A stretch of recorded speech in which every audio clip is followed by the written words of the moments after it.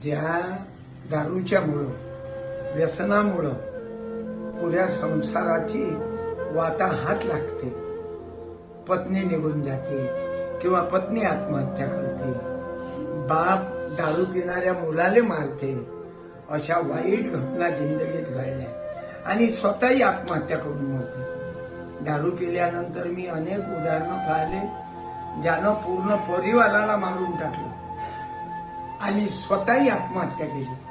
म्हणून माझी प्रार्थना आहे, आपण व्यसनमुक्त व्हा। यासाठी व्यसनमुक्ती शिबिर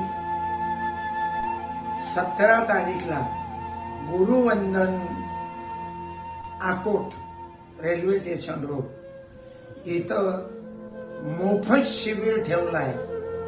5 दिवसाची औषधी 100 जणांना, सुरुवातीला येणारे 100 यांना